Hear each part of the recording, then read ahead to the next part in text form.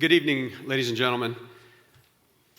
2 years ago at this very dinner, I had the distinct pleasure and honor to meet and to dine with an absolutely remarkable man.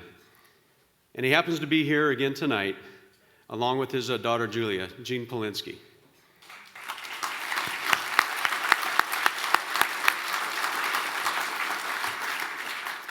In their intervening time in the last 2 years, Gene and I have had several occasions for our paths to cross.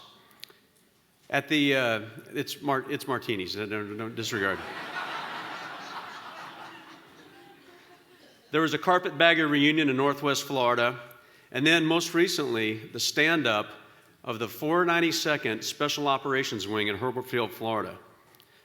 The 492nd Special Operations Wing is the direct descendant of the 801st 492nd Bomb Group, the Carpetbaggers.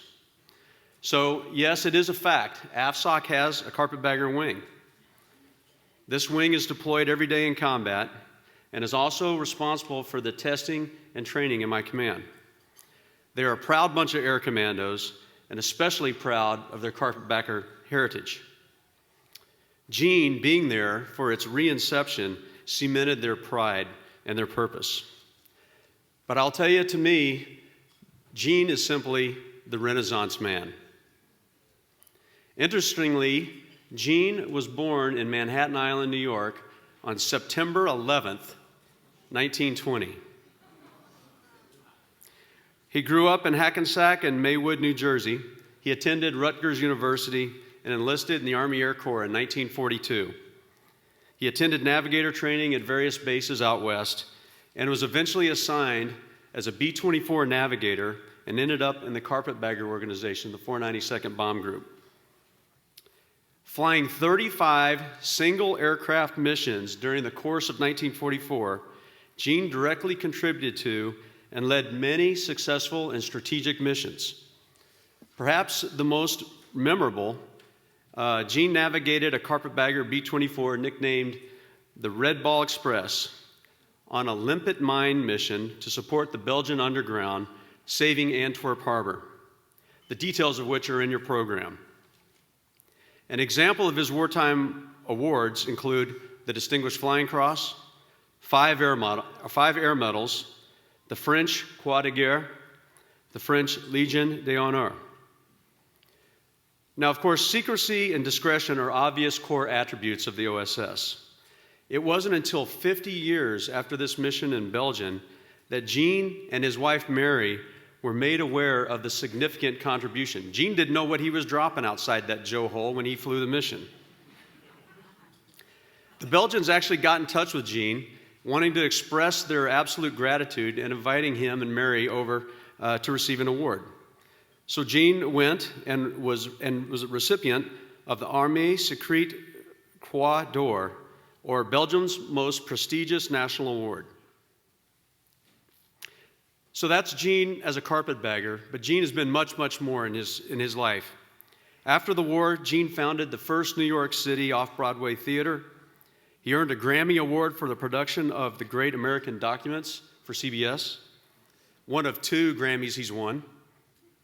He is a best-selling author of The Hungry Eye, a book about the evolving color television industry. Gene is an actor, a theater critic, a television producer, a school board member for the state of New York, an author, and a carpetbagger. Gene Polinsky has led a life of distinguished service. He is indeed a Renaissance man. Gene, I know you guard your secrets carefully. My hope is that you'll come up on stage and share some of those secrets with us tonight. Ladies and gentlemen, it is my absolute honor to present the OSS Distinguished Service Award to Gene Polinsky.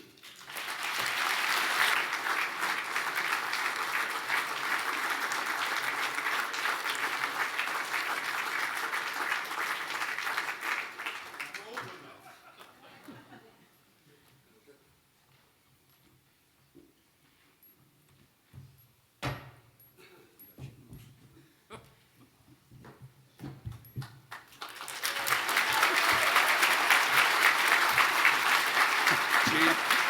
show you this first. There's a picture here. Turn it up for a picture.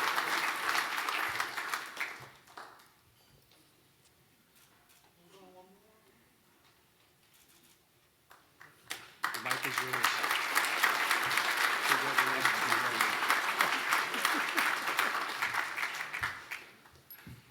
On the way up here, General Hugo said to me, I don't think you're old enough to do all that. Well, the big secret is I am. Thank you, General, for your kindness and generosity and taking the time to come here to do this wonderful thing for me. I might ramble, so I'm going to read. How's that? I'm overwhelmed.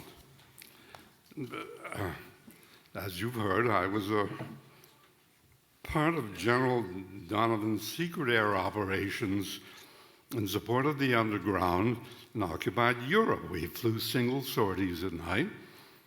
And there's a video somewhere in my jumble of memorabilia of a reception I was invited to in 2001 by a gentleman named René Landau, who was the former head of the Belgian underground. It was to be held in the small city of Landen in Belgium, celebrating author Claudie Winant's book, Bevrijding. I think I said it right, which was built around my last mission as an OSS carpetbagger during World War II. Bevrijding means liberation. This was all a surprise. Of course, my whole crew had been invited.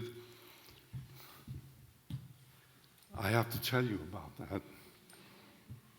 But I was the only one left. And so, of course, I went.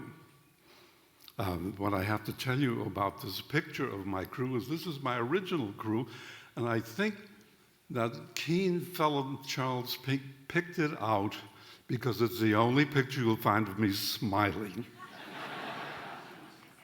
And this video, you'll see prominent politicians, Belgian politicians, and distinguished intelligentsia, and Belgian nobility, and most of all for me, members of the Belgian underground who were there on the ground that night in August of 1944 when we made our rendezvous.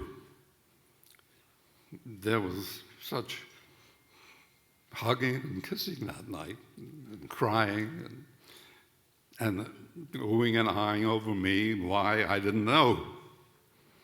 That this affair seemed larger than just the reunions and remembrances of a book reception, and with reporters and photographers and speeches in 3 languages.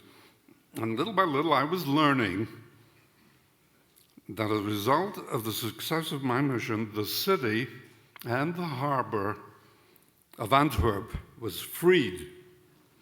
And 4 weeks later, all Belgium was freed from Hitler's iron grip.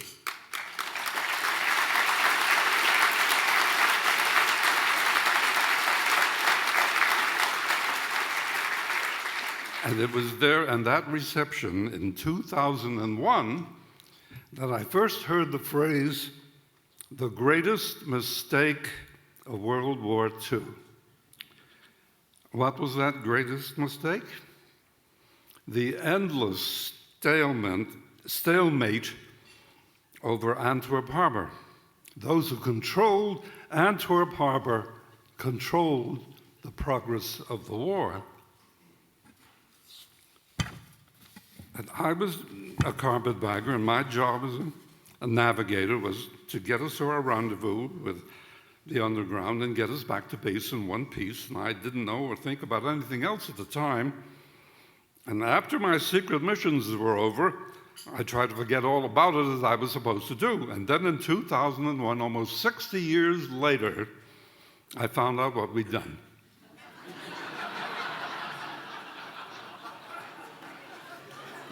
And I became part of Rene's family, and Claudia and I became the best friends.